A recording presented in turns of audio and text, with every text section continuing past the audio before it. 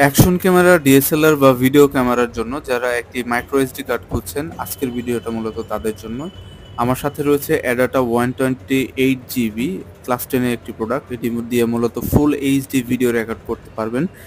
এটার স্পিড হচ্ছে up to 100 Mbps per second এবং র্যান্ডম স্পিডের কথা যদি আমি বলি, রিড এবং রাইটিং স্পিড হচ্ছে 1500 টু 500। এটি একটি ওয়াটারপ্রুফ মেমোরি কার্ড এবং এটা হচ্ছে এক্স-রে এবং ইলেকট্রিক শক প্রুফ একটা মেমোরি কার্ড। এটা শর্ট সার্কিট হলেও মেমোরি কার্ডের কিছু হবে না। এটার পিছন পার্টে আপনি একটা গ্লোবাল অথেন্টিক একটা প্রোডাক্টের সিল পেয়ে যাবেন, স্টিকার, এবং এটার পিছনে একটা বারকোড স্ক্যানার রয়েছে। সেটা দিয়ে স্ক্যান করলে আপনি বুঝতে পারবেন মেমোরি কার্ডটি আসলে আসল নাকি ফেক। আমি মূলত এই মেমোরি কার্ডটা কিনেছি অ্যাকশন ক্যামেরা ইউজ করার জন্য। আমার অ্যাকশন ক্যামেরাটার মডেল হচ্ছে গোপ্রো হিরো 8।